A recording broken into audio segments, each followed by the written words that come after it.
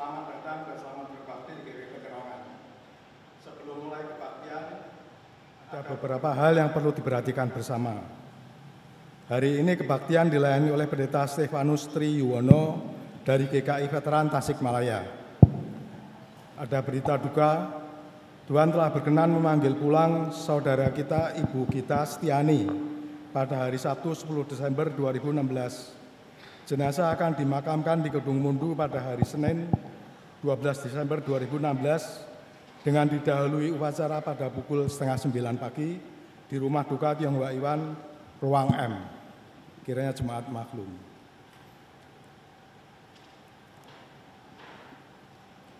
Advent adalah penantian.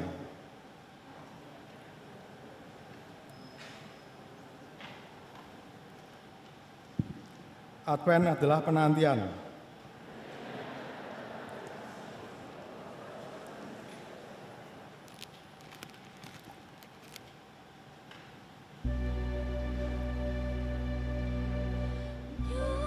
Nyalakan api, mengusir kegelapan, lenyapkan ketakutan.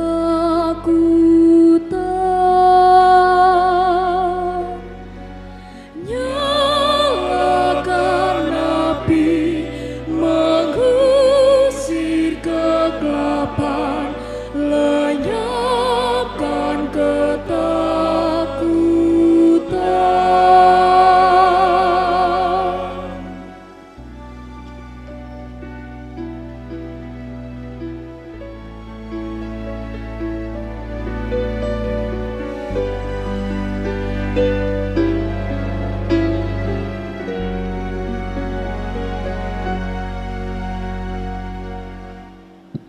Jemaat silakan berdiri.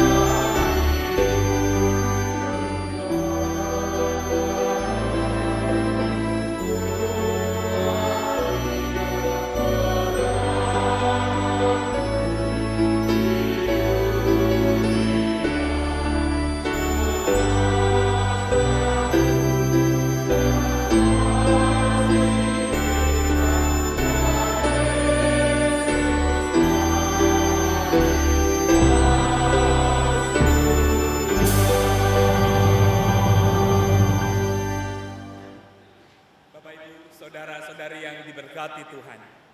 Mari datang kepada Tuhan dalam sukacita dan juga mengawali ibadah ini dengan percaya bahwa pertolongan kita adalah di dalam nama Tuhan yang menjadikan langit dan bumi. Amin.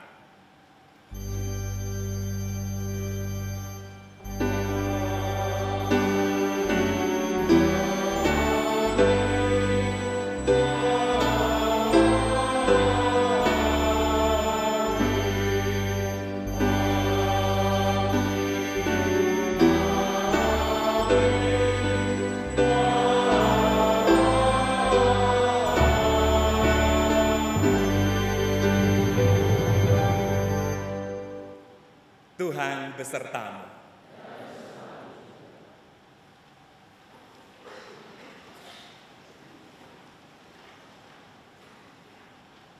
Bapak, Ibu, saudara-saudari yang dikasihi Tuhan, diberkati Tuhan senantiasa.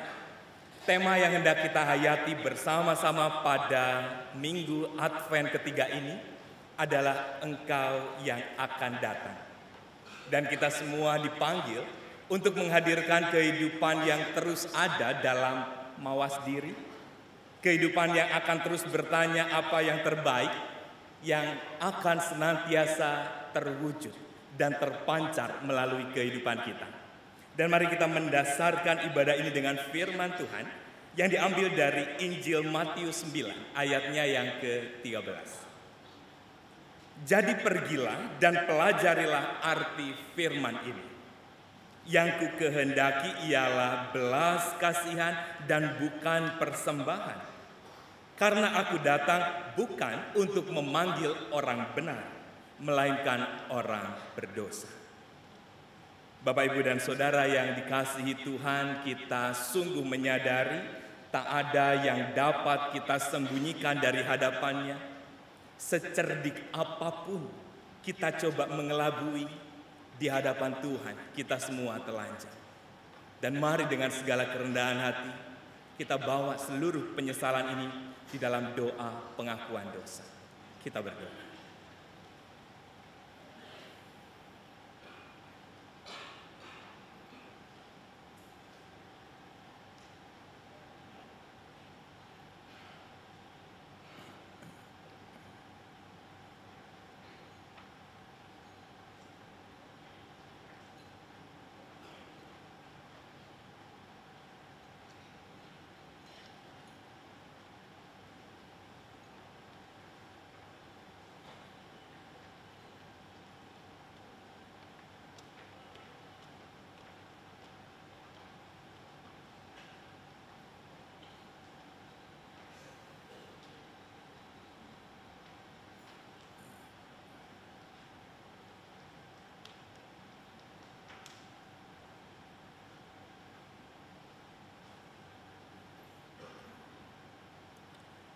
Tuhan Allah yang penuh kasih, Allah yang maha rahmat,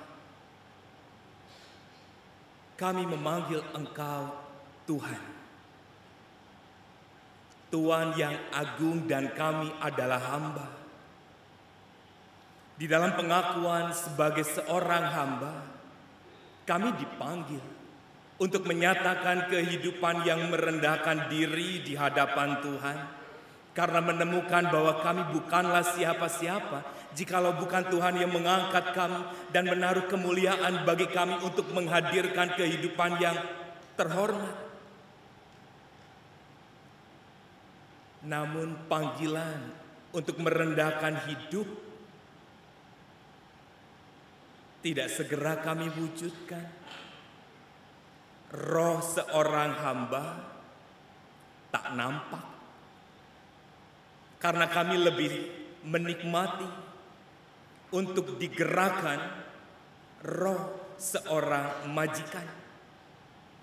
Sehingga kehidupan kami tak ayal menjadi kehidupan yang memandang orang lain lebih kecil.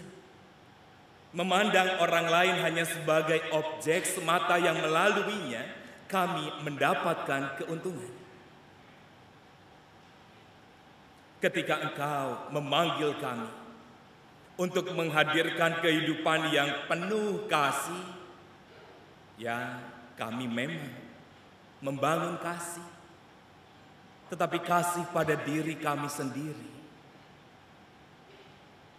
pada kebutuhan kami, pada kebanggaan-kebanggaan kami, dan kami lupa bahwa hidup kami tidak dicipta untuk diri kami sendiri. Hidup kami ada dalam rancangan indah Tuhan, yakni memperkenalkan Kristus,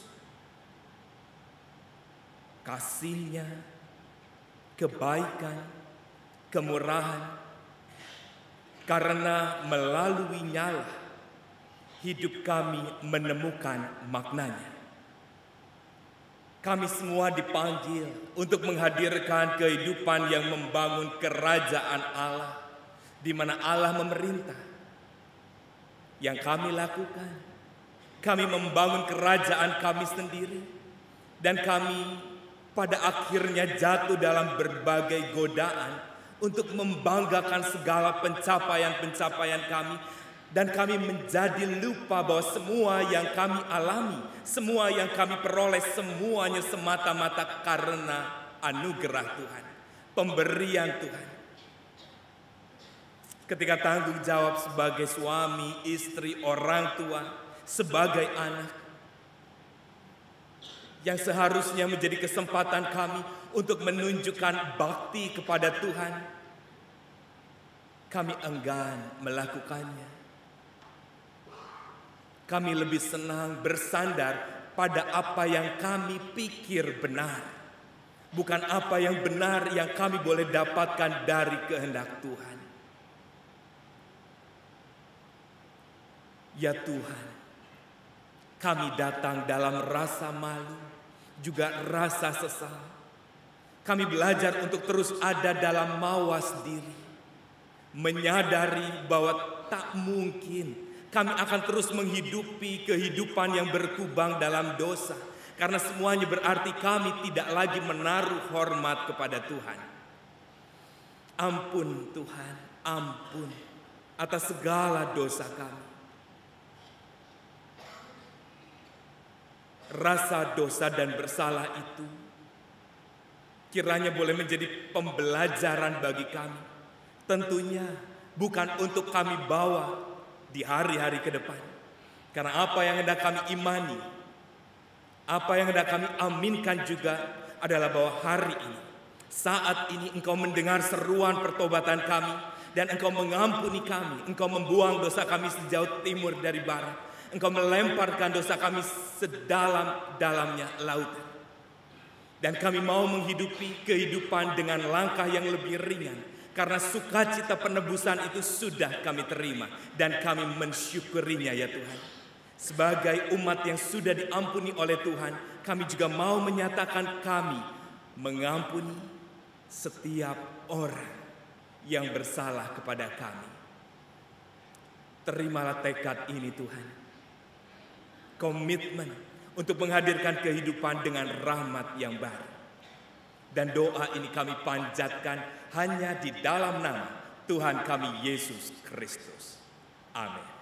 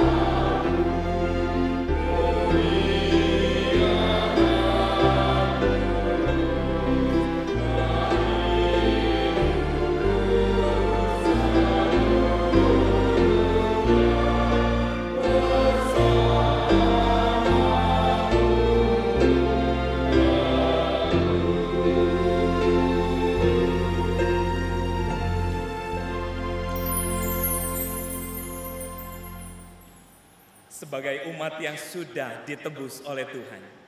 Mari kita sediakan seluruh hidup kita dituntun hanya oleh kebenaran sabdanya. Nasihat Rasul Paulus kepada jemaat di Kolose yang ketiga, ayatnya yang ke-12. Ia menasihati kita demikian. Karena itu, sebagai orang-orang pilihan Allah yang dikuduskan dan dikasihinya, kenakanlah belas kasihan, kemurahan, kerendahan hati, kelemah lembutan, dan kesabaran. Di dalam Kristus engkau telah diampuni.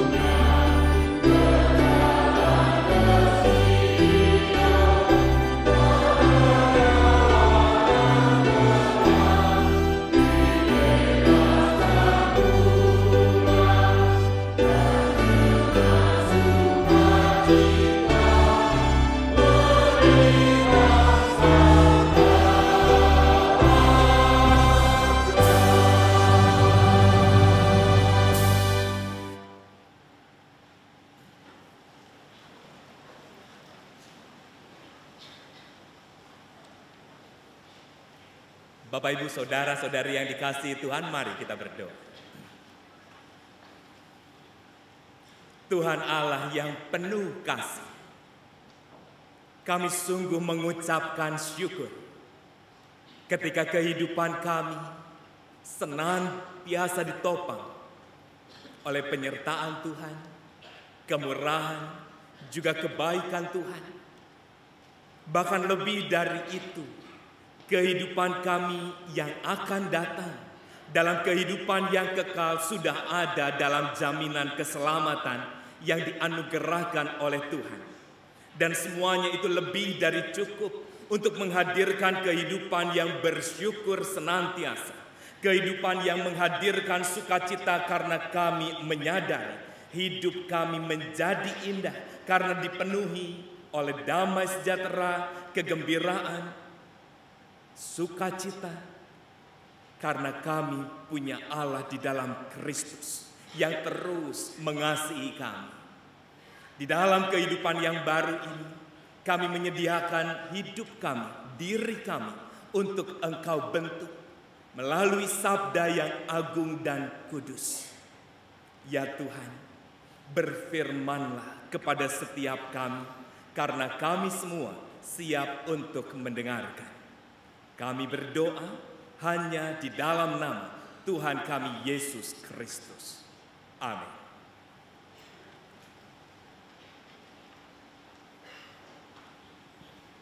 Selamat sore jemaat yang dikasihi Tuhan. Bacaan pertama diambil dari Yesaya pasal 35 ayat 1 sampai 10.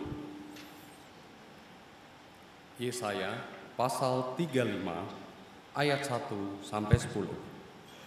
Dalam perikop ini kedatangan Kristus tidaklah digambarkan sebagai sebuah penghakiman, melainkan kehadiran belas kasihan Allah kepada umat yang menderita, sakit, dan dikucilkan. Beginilah firman Tuhan. Padang gurun dan padang kering akan bergirang.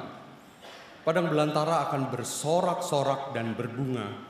Seperti bunga mawar, ia akan berbunga lebat, akan bersorak-sorak.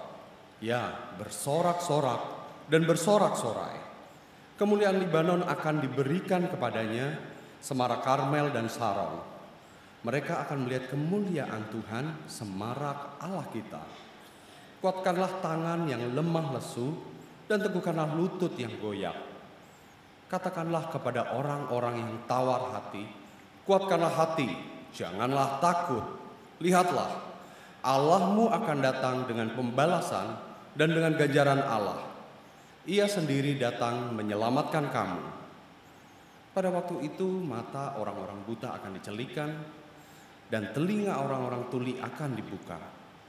Pada waktu itu, orang lumpuh akan melompat seperti rusa, dan mulut orang bisu akan bersorak-sorai. Sebab mata air memancar di padang gurun, dan sungai di padang belantara. Tanah pasir yang hangat akan menjadi kolam, dan tanah kersang menjadi sumber-sumber air. Di tempat serigala berbaring akan tumbuh tebu dan pandan. Di situ akan ada jalan raya yang akan disebutkan Jalan Kudus. Orang-orang yang tidak tahir tidak akan melintasinya, dan orang-orang pandir tidak akan mengembara di atasnya. Di situ tidak akan ada singa, binatang buas tidak akan menjalaninya, dan tidak akan terdapat di sana. Orang-orang yang diselamatkan akan berjalan di situ, dan orang-orang yang dibebaskan Tuhan akan pulang dan masuk ke Sion dengan bersorak-sorai. Sedang sukacita abadi meliputi mereka, kegirangan dan sukacita akan memenuhi mereka. Kedukaan dan keluh kesah akan menjauh. Demikianlah firman Tuhan.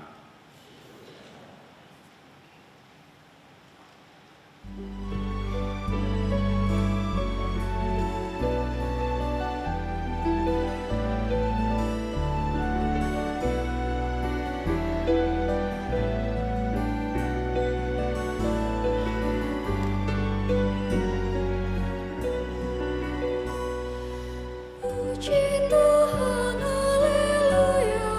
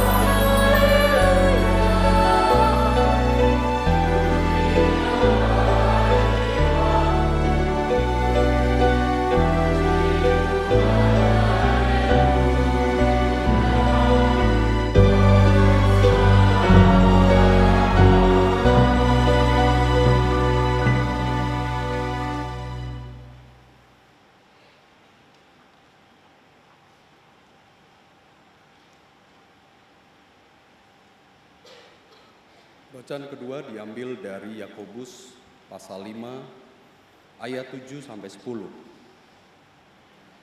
Yakobus pasal 5 ayat 7 sampai 10. Dalam perikop ini, umat diminta untuk bersabar dalam berbagai pergumulan, dalam pengharapan akan pemulihan dan dalam penantian akan keselamatan. Beginilah firman Tuhan. Karena itu saudara-saudara, bersabarlah sampai kepada kedatangan Tuhan. Sesungguhnya petani menantikan hasil yang berharga dari tanahnya, dan ia sabar sampai telah turun hujan musim gugur dan hujan musim semi. Kamu juga harus bersabar dan harus meneguhkan hatimu, karena kedatangan Tuhan sudah dekat. Saudara-saudara, janganlah kamu bersungut-sungut dan saling mempersalahkan, supaya kamu jangan dihukum. Sesungguhnya hakim telah berdiri di ambang pintu.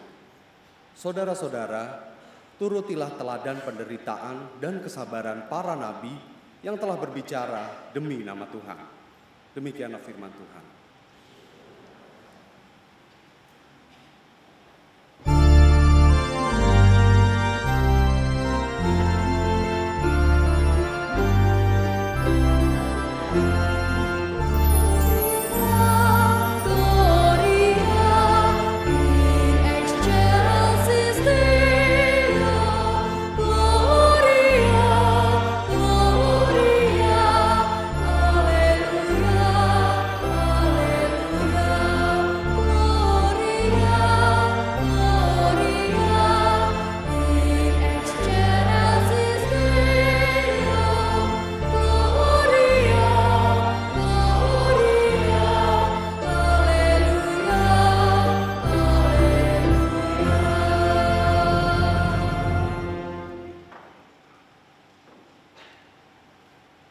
Dengarkanlah Injil Tuhan kita Yesus Kristus menurut Matius 11 ayat 2 sampai 11.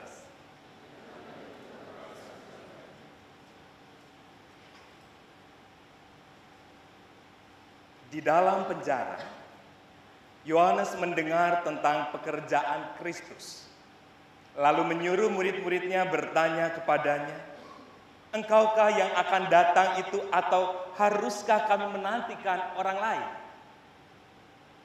Yesus menjawab mereka, "Pergilah dan katakanlah kepada Yohanes apa yang kamu dengar dan kamu lihat. Orang buta melihat, orang lumpuh berjalan, orang kusta menjadi tahir, orang tuli mendengar, orang mati dibangkitkan, dan kepada orang miskin diberitakan kabar baik. Dan berbahagialah orang yang tidak menjadi kecewa dan menolak aku." Setelah murid-murid Yohanes pergi, mulailah Yesus berbicara kepada orang banyak itu tentang Yohanes. "Untuk apakah kamu pergi ke padang gurun? Melihat buluh yang digoyangkan angin kian kemari? Atau untuk apakah kamu pergi melihat orang yang berpakaian halus? Orang yang berpakaian halus itu tempatnya di istana raja. Jadi untuk apakah kamu pergi melihat nabi? Benar, dan aku berkata kepadamu bahkan lebih daripada nabi, karena tentang dia ada tertulis, 'Lihatlah, aku menyuruh utusanku mendahului engkau. Ia akan mempersiapkan jalanmu di hadapanmu.' Aku berkata kepadamu, sesungguhnya di antara mereka yang dilahirkan oleh perempuan, tidak pernah tampil seorang yang lebih besar daripada Yohanes Pembaptis. Namun yang terkecil di dalam kerajaan sorga lebih besar daripadanya." Inilah Injil Tuhan kita Yesus Kristus.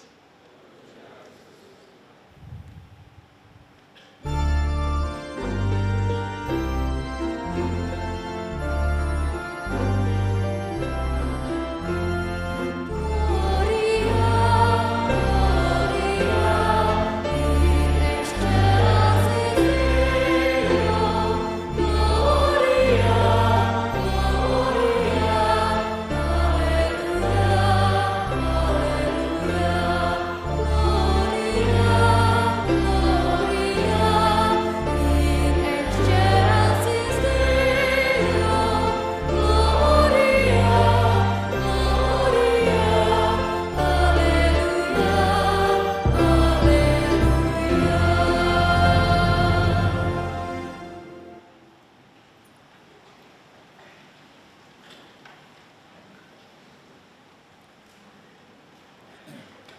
Selamat sore Bapak Ibu dan kawan-kawan pemuda-pemudi yang diberkati Tuhan.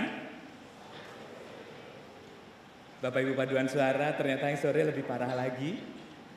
Selamat sore Bapak Ibu. Di kebaktian umum 1, ketika saya menyapa selamat pagi, jawabannya paling banyak adalah pagi. Di kebaktian umum 2, sapaan selamat pagi dijawab setengah-setengah kurang lebih. Ada yang menjawab selamat pagi dan ada yang menjawab pagi saja. Dan di kebaktian sore, kalau saya tidak terlalu keliru mendengar, teman-teman pemuda-pemudi menjawabnya sore, begitu ya.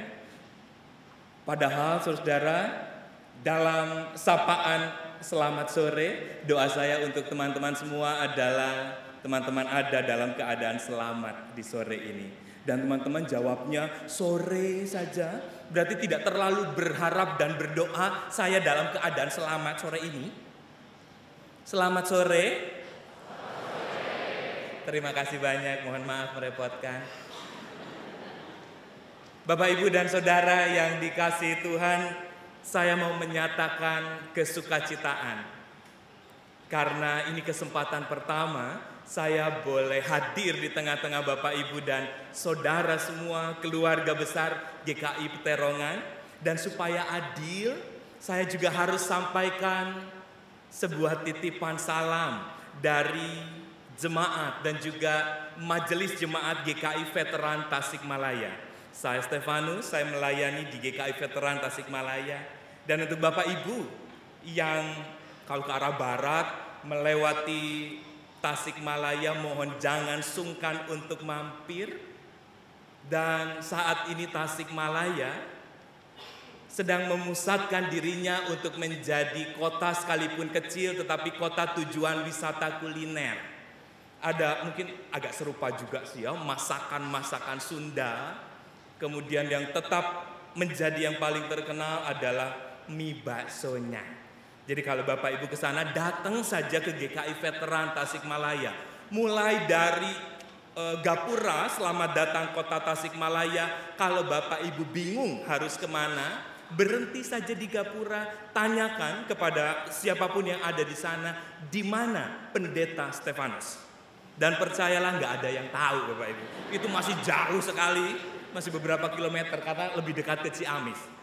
Tapi ini bukan kalau orang Sunda bilang, ini bukan tawar gatra gitu ya, bukan tawaran basa-basi. Monggo Bapak Ibu untuk datang ke sana. Saya siap untuk menjadi tour guide-nya kalau tidak berbenturan waktu. Soal harga nanti bisa diatur lah pelan-pelan itu ya. Dan ini kesukacitaan yang besar. Saya tidak terlalu sering memimpin satu ibadah dalam jumlah yang spektakuler, dan GKI Peterongan itu menjadi salah satu yang terbesar. Dan tahukah Bapak Ibu, permohonan pelayanan dari GKI Peterongan kepada saya sudah dilayangkan oleh Ibu Rahel sejak lebih setahun yang lalu. Betul ya Bu? Serasa artis Bapak Ibu. Apakah saya penuh? Enggak, GKI Peterongannya memang punya keteraturan dalam administrasi penjadwalan. Dan ketika saya dari setahun lebih yang lalu menerima surat dari GKI Peterongan, saya terkagum-kagum sendiri. Selain bahwa ada nama besar GKI Peterongan dengan jumlah pengunjung kebaktian sampai 4.000, dan itu ada di buku informasi GKI. Semua itu cukup berhasil untuk membuat saya panik sejak lama. Yang membuat saya panik sebetulnya bukan jumlah jemaatnya, itu memang salah satu hal. Tetapi karena saya tidak terlalu banyak kesempatan untuk melayani di tempat ini, saya buka saja rahasianya. Yang membuat saya panik adalah kamera. Sungguh Bapak Ibu, pertama saya kali berkhotbah di GKI Raya Hankam, dan kamera ada di mimbar. Praktek khotbah ketika mahasiswa, masih dengan teks lengkap, kipas angin di kiri, zaman mungkin 98. Kipas angin di sini, Dan ketika mulai berkhotbah, Tuhan punya rancangan lain.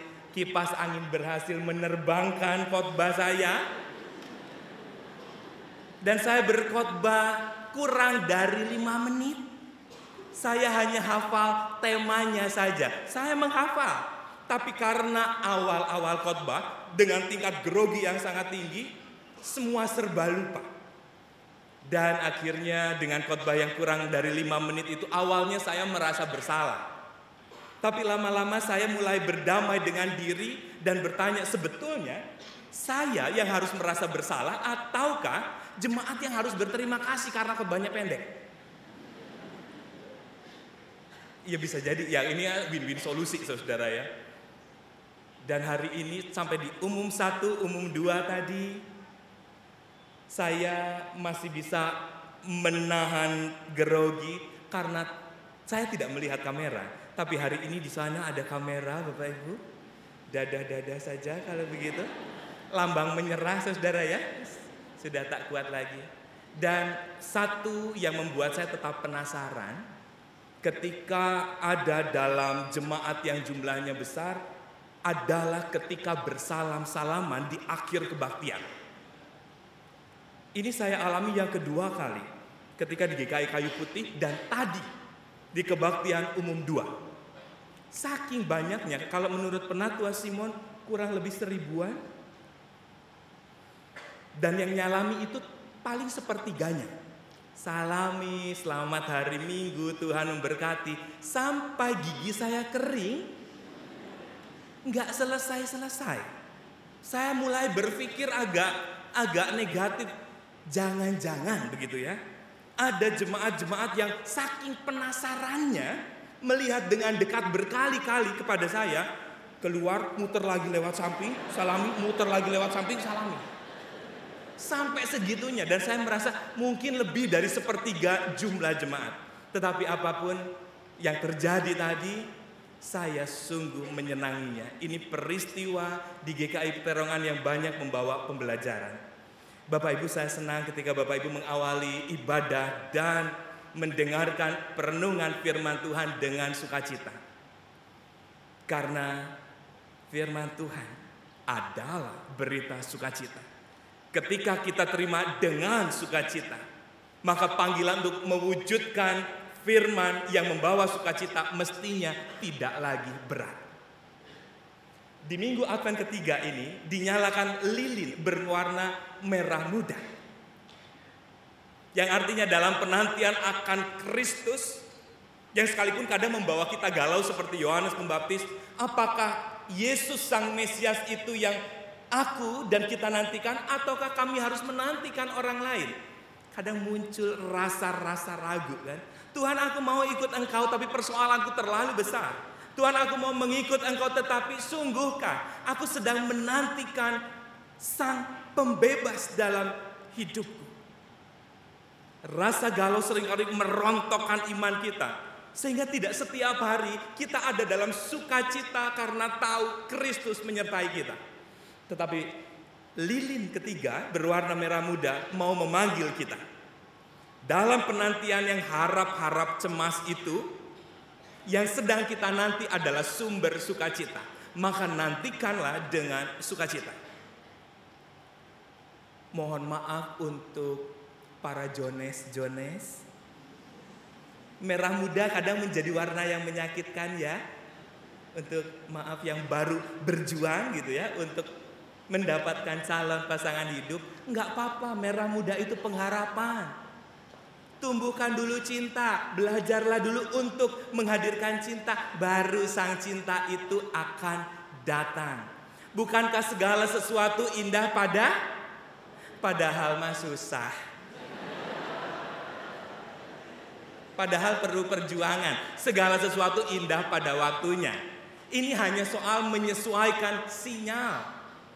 Antara sinyal kita dengan sinyalnya Tuhan. Agendanya kita dengan agendanya Tuhan. Bukan soal kapannya, tetapi apakah kita menaruh percaya pada apapun yang Tuhan mau nyatakan, semua membawa kebaikan. Tapi Tuhan, itu penyakit. Kita seolah mau mengatur Tuhan supaya jadwalnya, agendanya sama dengan agenda kita. Tapi Tuhan, aku tak mungkin sukacita kalau apa yang jadi pengharapanku, apa yang menjadi keinginanku belum terwujud. Rugi. Kalau bahagia kita, damainya kita, sukacitanya kita ditentukan oleh keadaan di luar, mendapatkan ini dan itu kita baru bahagia. Kalau belum mendapatkan ini dan itu kita belum akan bahagia, maka kita nggak bahagia. Kita tidak akan segera sukacita. Kalau saya mendapatkan uang paling tidak 1 juta dalam minggu ini, saya akan bergembira. Kalau enggak, ya enggak sukacita. Saudara, betapa kita seringkali menggunakan mode autopilot gitu ya. Mood kita tergantung apa yang terjadi di luar diri kita. Kalau dia senyum sama saya, kalau BBM saya, WA saya tidak hanya di-read saja, tapi dibalas, saya pasti akan bahagia. Ada 2 tipe orang. Manusia internal dan manusia eksternal. Yang eksternal itu yang selalu menggantungkan moodnya pada keadaan di luar. Yang seperti ini biasanya tipe orang yang akan sulit bersyukur. Dan kalau dia tidak segera bersyukur, dia pun tidak akan pernah belajar untuk bersukacita. Dan orang yang tidak bersukacita kelihatan dari wajahnya. Nggak enak dilihat. Kalau mau bertemu dengan orang lain disangkanya ngajak berantem. Berangkat dari mana? Dari dia tidak bersyukur. Karena apa? Tidak ada sukacita. Lalu ada tipe orang kedua, yaitu manusia internal. Dia tidak peduli apakah yang dia harapkan itu dia dapatkan atau tidak. Apakah keadaan-keadaan di luar dirinya juga mendukung sukacitanya, kegembiraannya. Dia tidak peduli. Yang dia lakukan adalah mengambil sebuah keputusan sejak awal. Dia membuka matanya, hari ini apapun yang terjadi, aku tidak akan membiarkan ada apapun yang mencuri sukacita dan damai sejahtera. Hidupku milik Kristus, Kristus sumber sukacita, Kristus sumber kebahagiaan. Aku akan mengikut dia dengan percaya bahwa segala sesuatu yang terjadi mendatangkan kebaikan bagi setiap orang yang percaya kepadanya. Saya di sini terlihat jelas loh Bapak Ibu, melihat anggukan-anggukan gitu ya. Ngerti Bapak Ibu, Saudara? Bapak Ibu ada 2 tipe anggukan dan ini bukan rahasia sebetulnya ya. Sebetulnya agak sama nih para pengkhotbah, entah itu pendeta atau non pendeta, bahwa reaksi Bapak Ibu akan sangat menentukan panjang pendeknya sebuah khotbah. Sungguh. Ada 2 tipe anggukan. Paling tidak ini yang bisa diukur dari anggukan lah ya. Kalau anggukannya konstan, cepat, pengkhotbah semangat tuh. Saking semangatnya, 2 tema ke depan dibabat habis juga. Dijadikan dalam 1 kali khotbah. Itu kalau anggukannya begini. Asik ya. Tanda mengerti mudah-mudahan. Tapi tipe anggukan kedua yang akan segera mempersingkat khotbah, yaitu tipe anggukan yang kalau ke bawahnya pelan, ke atasnya kencang.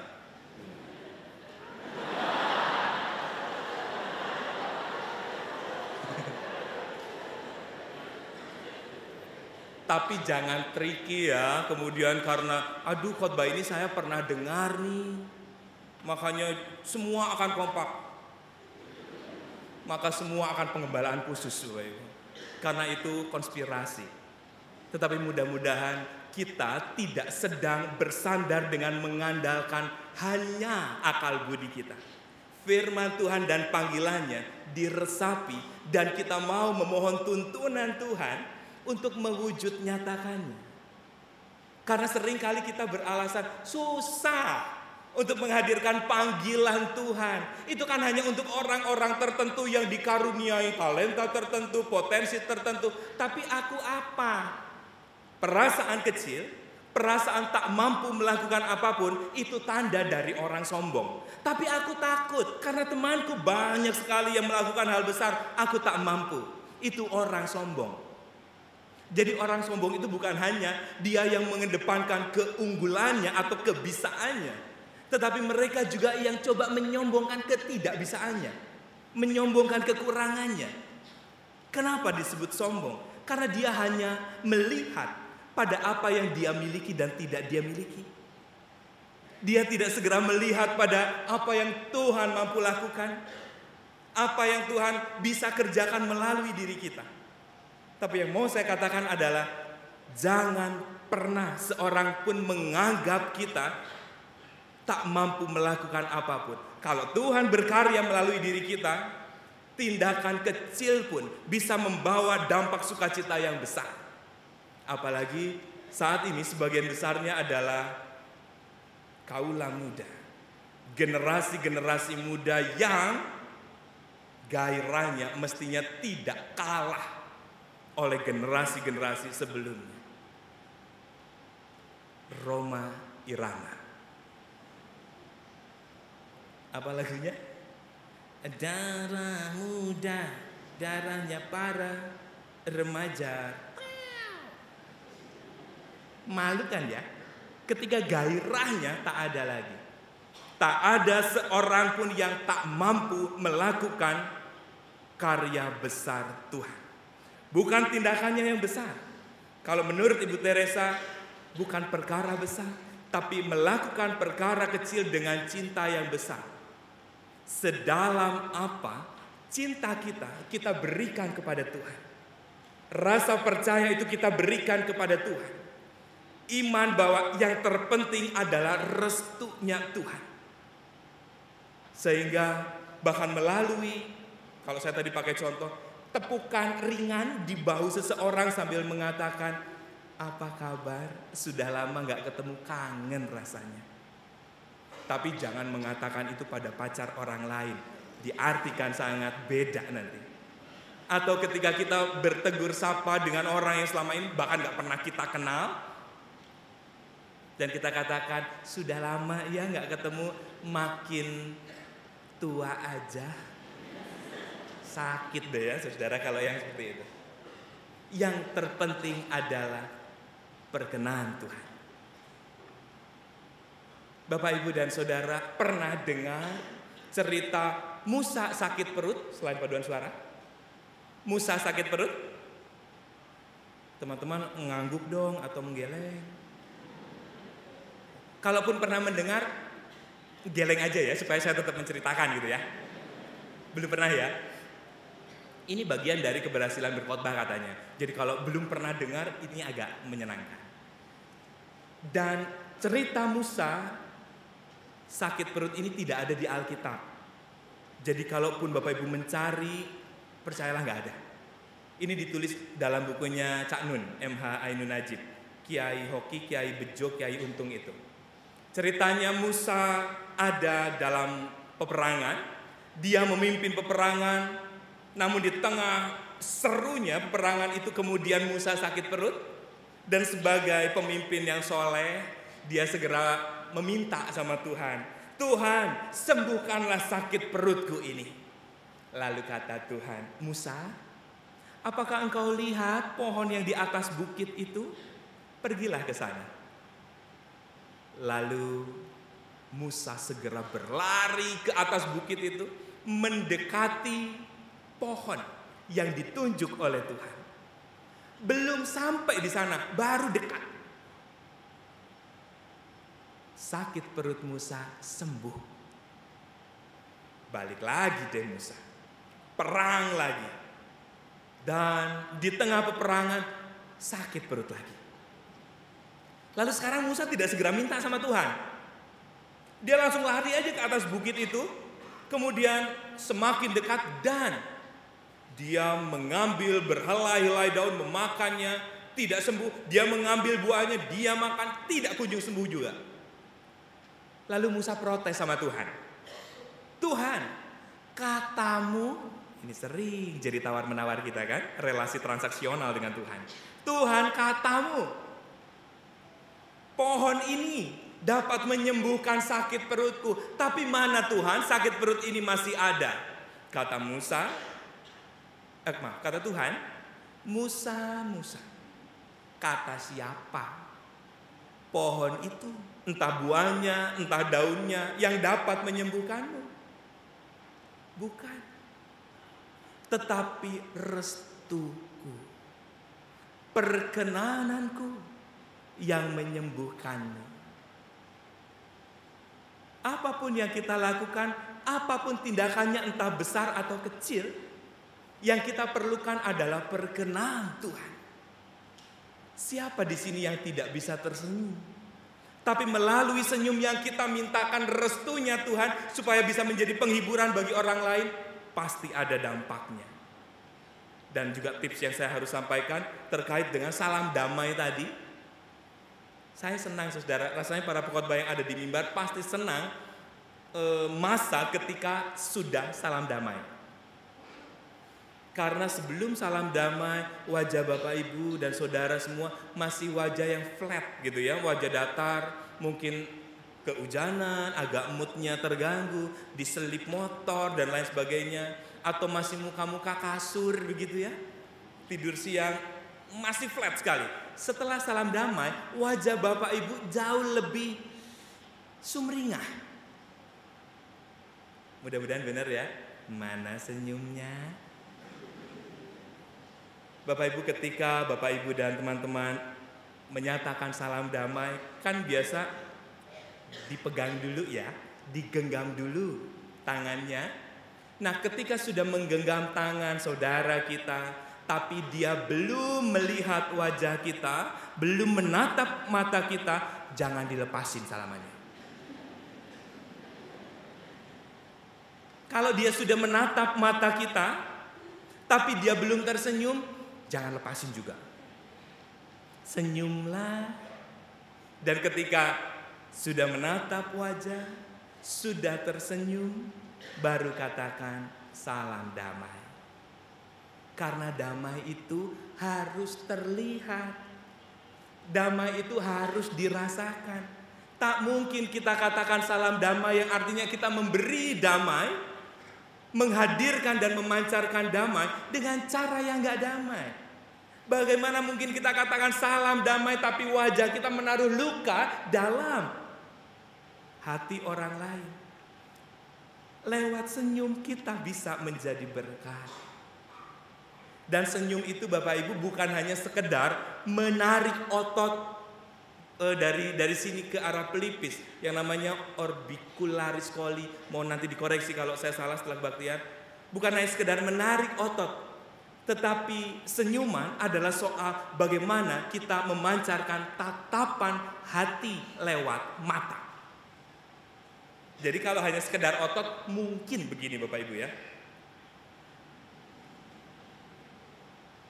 Mohon maaf loh Bapak Ibu, saya tidak bisa menjelek-jelekan wajah.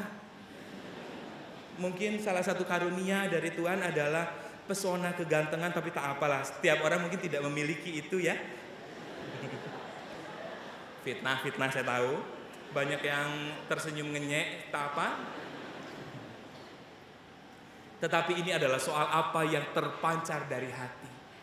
Ketika kita katakan salam damai, karena kita tahu kita penuh damai. Kita menemukan hidup kita sudah ditebus oleh Tuhan, sudah dibenarkan, sudah didamaikan, dan itu lebih dari cukup untuk membuat kita penuh dalam damai dan kita bisa memberikannya. Membuat kita penuh dengan sukacita dan kita bisa memberikannya. Karena tak mungkin kita memberikan apa yang tidak kita miliki. Jadi ketika kita sukacita, maka sukacita itu pasti akan tertularkan. Bersukacitalah. Jangan biarkan apapun mencuri sukacita dan damai itu. Tersenyumlah, bawalah itu melalui wajah kita kemanapun dan kepada siapapun. Yang ketiga, hadirkan kebaikan-kebaikan sederhana yang bisa kita lakukan setiap hari. Pada saat itulah kita sedang merespons kehidupan yang ada dalam penantian. Kebaikan sederhana. Jadi ini bukan lagi kita mau bertanya, Tuhan hari ini dengan cara apa Engkau akan memberkati aku? Tetapi Tuhan, hari ini kepada siapa aku bisa menjadi berkat? Kalau kita masih beralasan lagi, Tuhan tapi masalahku besar, masalahku banyak, itu salah pahamnya. Seringkali kita menunggu dulu persoalan kita usai, baru kita akan menjadi berkat bagi orang lain.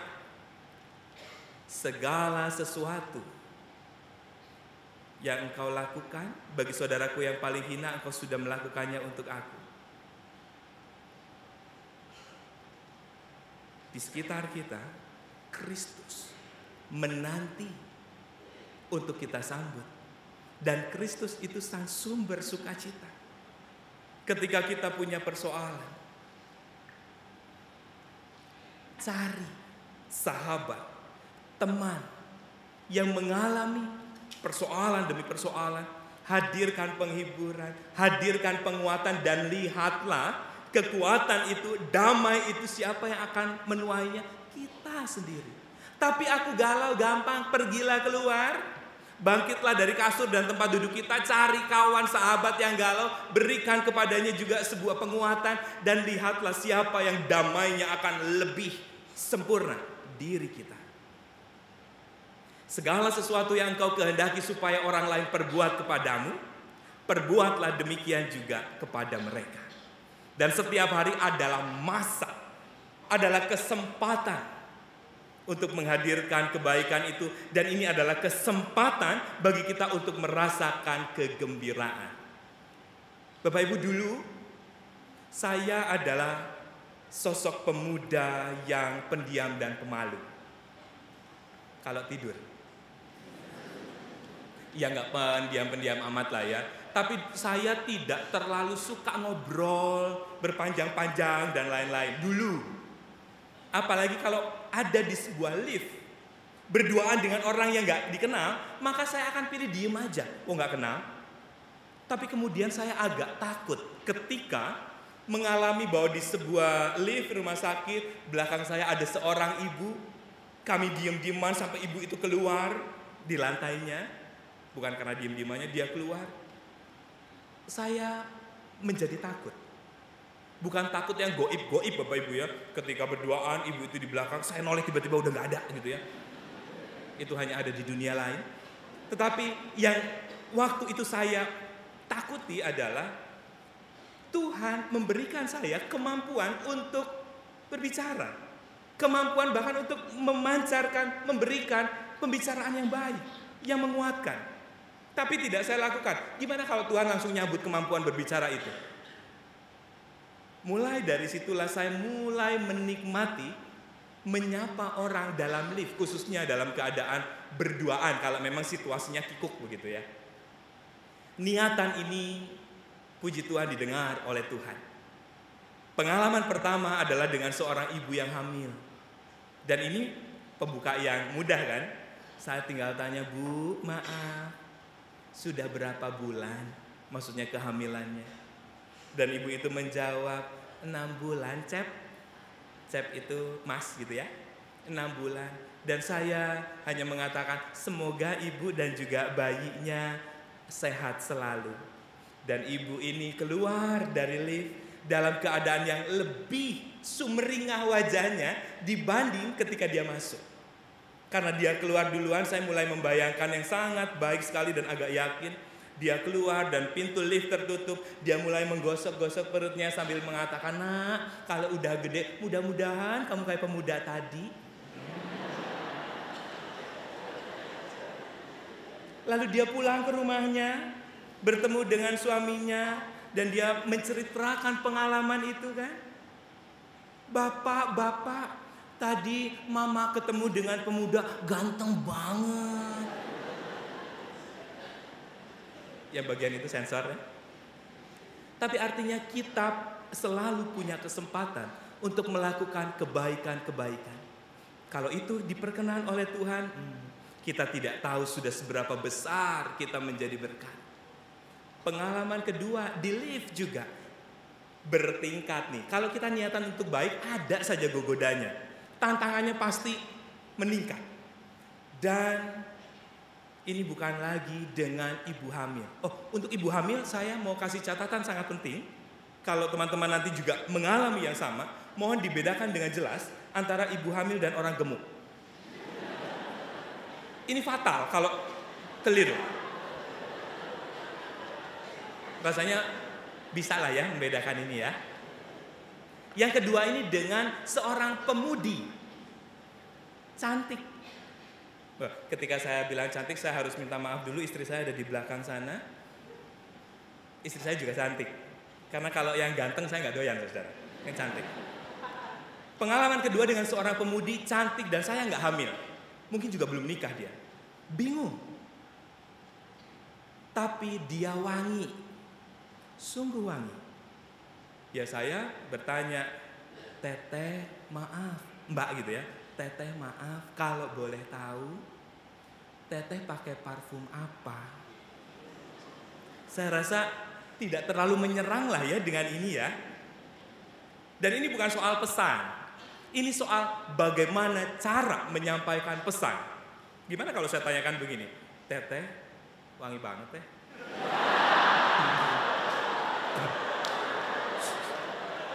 Kebaktian. Pakai parfum apa tapi ganjen gitu ya. Tapi teteh ini juga baik. Sepertinya cara saya juga agak benar, intonasinya juga agak benar. Dan teteh ini menjawab salah satu merek parfum yang sampai sekarang saya nggak tahu dia itu ngomong apa dulu. Karena memang nama parfum kan asing-asing gitu ya, nama-nama asing. Berhasil. Dan teteh itu, mbak itu, saya kemudian mengatakan terima kasih, wanginya enak. Mbak itu keluar duluan. Dan mungkin dia akan bertemu kekasihnya. Dia bercerita, sayang tadi ketemu sama pemuda ganteng banget. Sensor bagian itunya. Lalu apakah kebaikan-kebaikan akan terus direspons dengan baik juga? Tidak. Tapi apakah kita akan terus melakukan kebaikan? Ya. Pengalaman ketiga inilah yang hampir membuat saya mundur. Masih ada dalam lift karena objek saya adalah lift. Ada seorang oma-oma di sebuah tempat perbelanjaan dengan troli yang penuh dengan belanjaan dalam lift. Saya masih punya space untuk masuk dan saya mulai menikmati menyapa. Saya tanya, "Oma, mau hajatan ya?" Rasanya netral kan ya? Saya nggak menggoda si oma kok. Oma mau hajatan, dan kita tahu kalau wanita selalu menggunakan tas yang diselempangin di lengan itu kan. Ketika saya tanya begitu, oma ini perlahan-lahan mulai menarik tasnya ke atas, mengempetnya lebih kenceng lagi.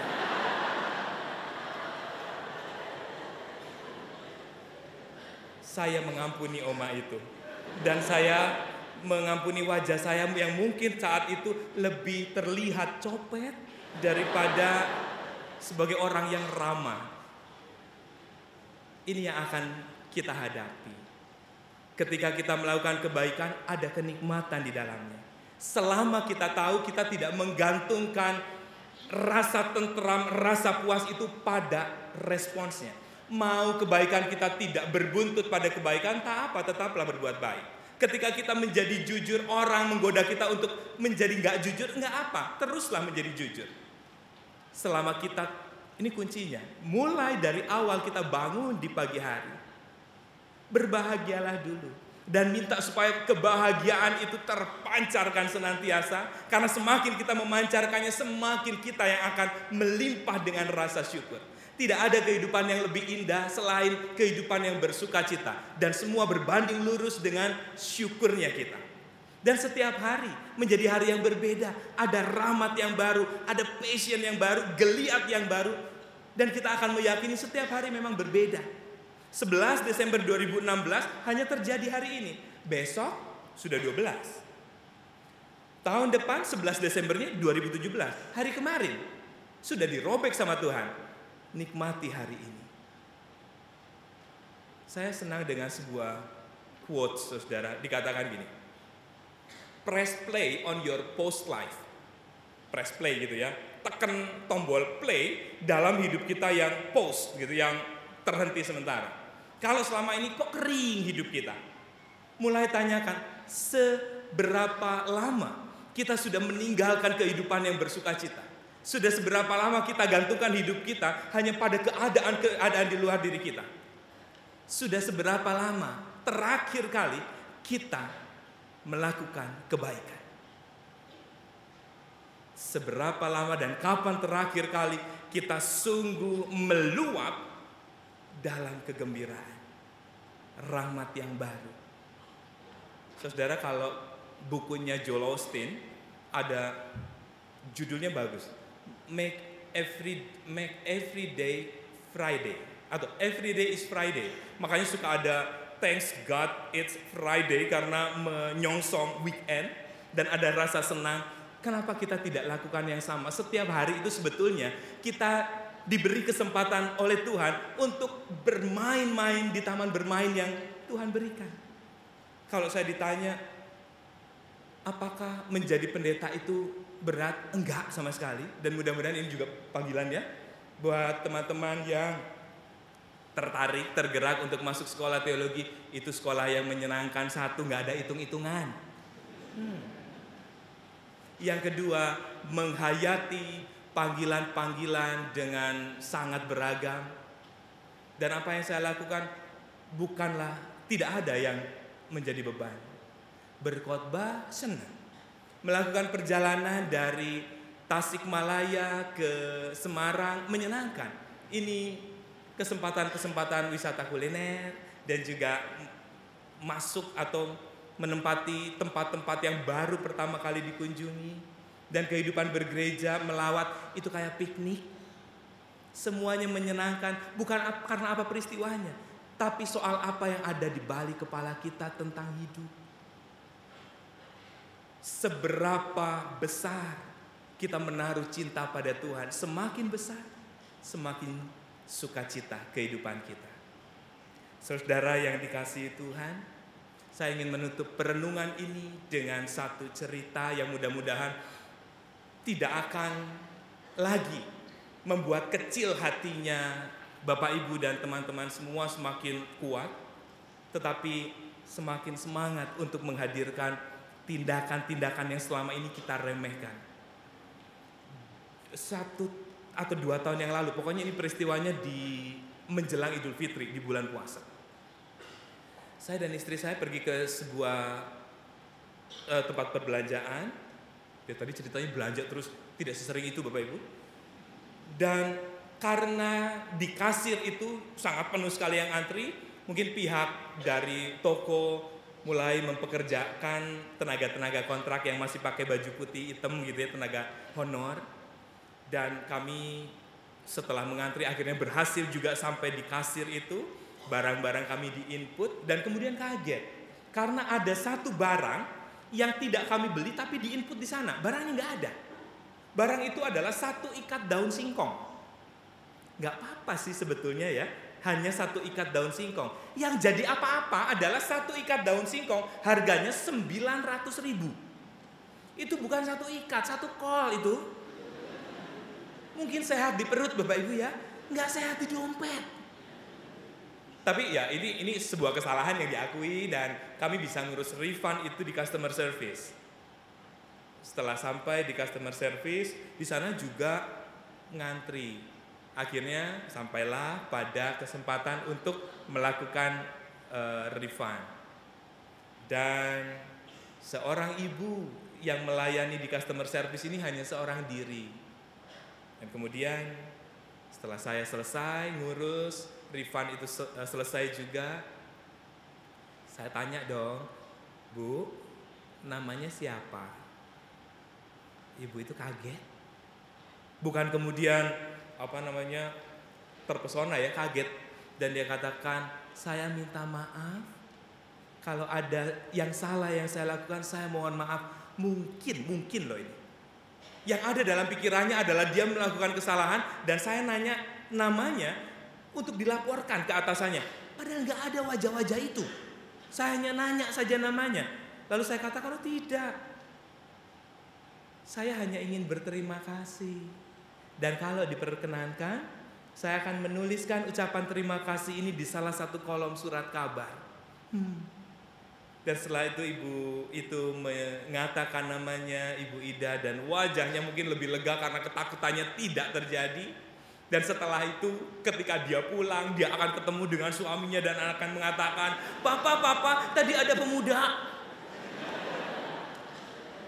Ya paling tidak, saya menuliskan surat itu dan puji Tuhan, surat itu sampai sekarang belum pernah dimuat.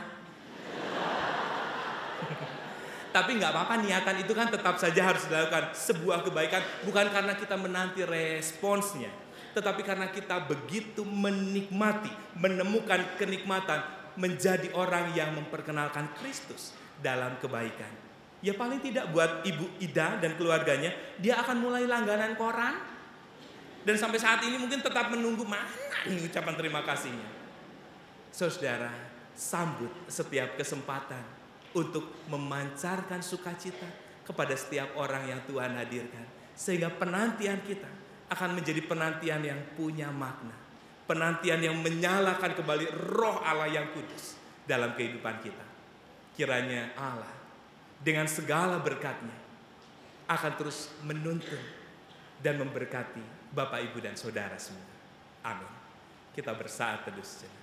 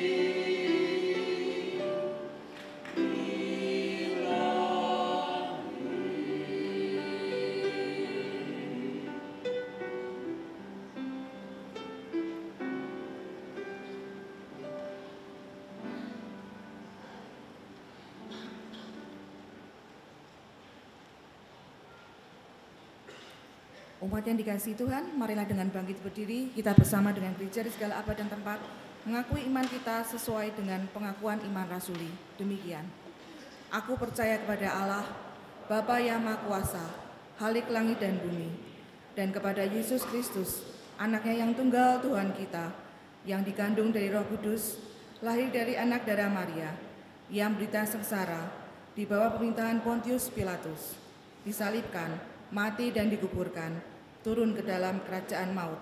Pada hari yang ketiga, bangkit pula dari antara orang mati, naik ke surga, duduk di sebelah kanan Allah, Bapa yang Maha Kuasa, dan dari sana ia akan datang untuk menghakimi orang yang hidup dan yang mati. Aku percaya kepada Roh Kudus, gereja yang kudus dan am, persekutuan orang kudus, pengampunan dosa, kebangkitan orang mati, dan hidup yang kekal. Amin. Silakan duduk.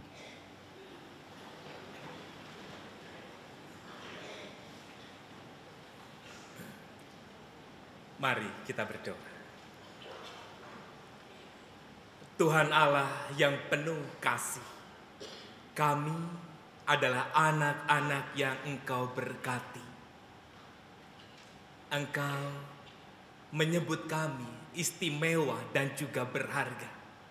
Dan kiranya semua kenyataan itu dapat membongkar kebiasaan kami yang selalu melihat diri ini kecil, tak mampu apa-apa.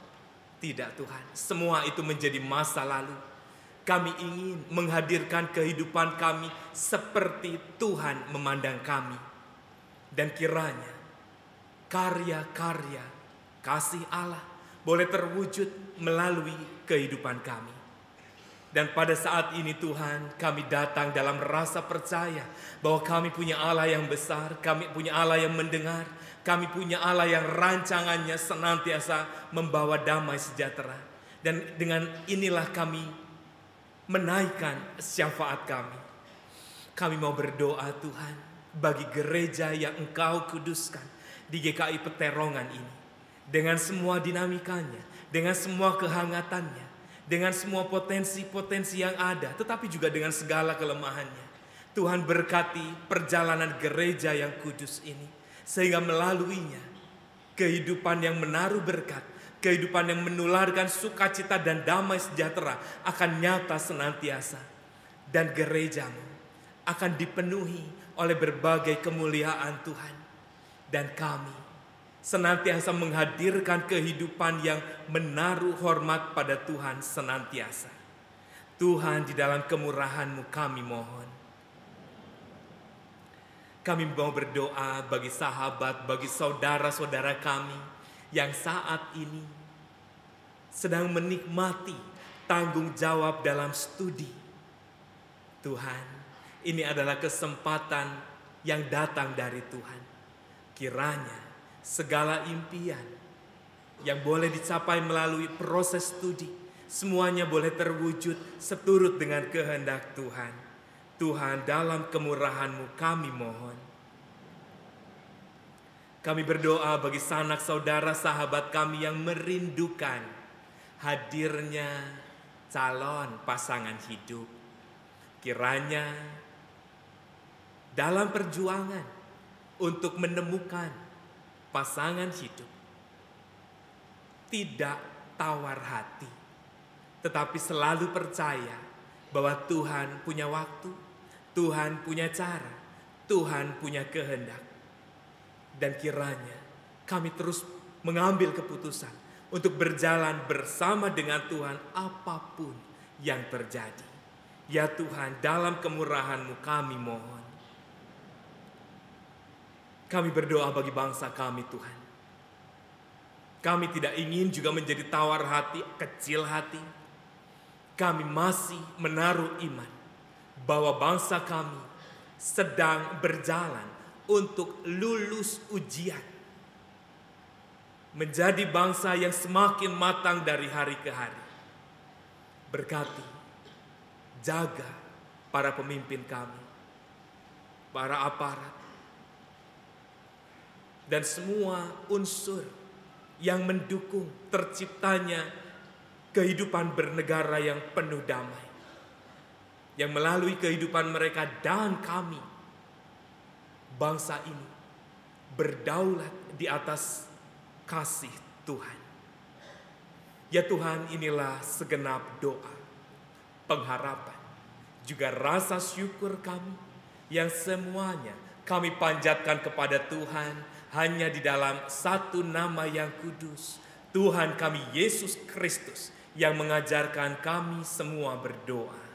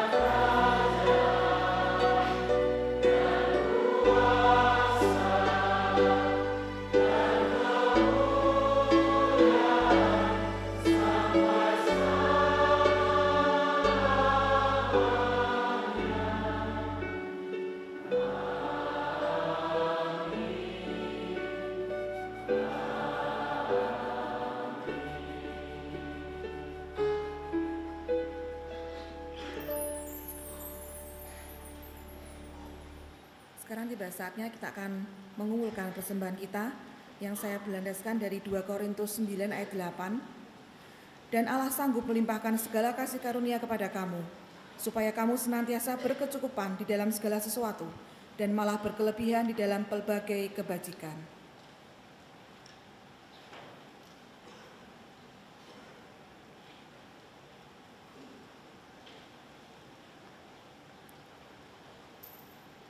Mari kita berdoa.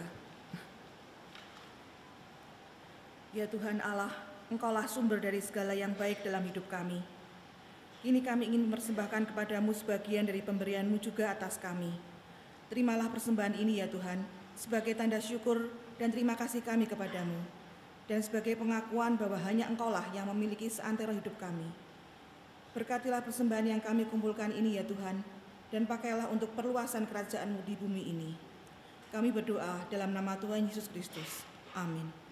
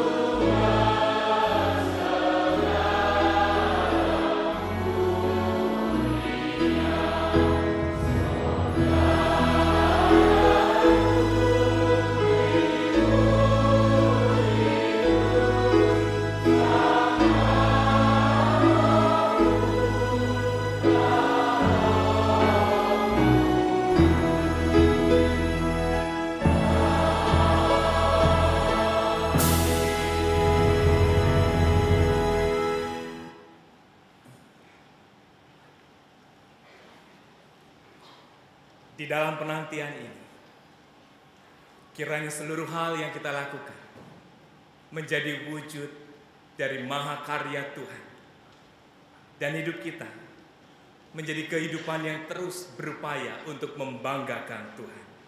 Sungguh inginkah engkau lakukan hal besar?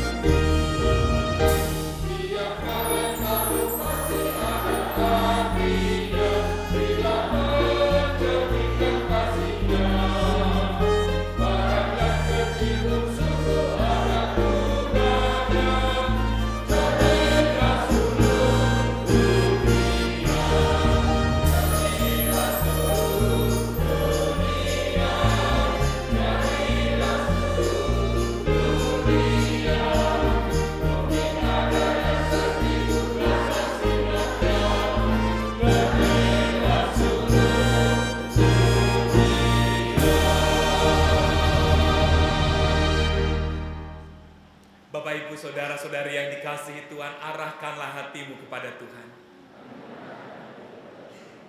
Jadilah saksi Kristus. Terpujilah Tuhan. Terimalah berkat Tuhan. Kiranya kasih Allah Bapa, cinta di dalam Tuhan kita Yesus Kristus, persekutuan yang penuh sukacita bersama dengan Roh Allah yang kudus akan menyertai, menguatkan, memberkati kita satu persatu dari sekarang senantiasa sampai selama-lamanya. Amin. Amin.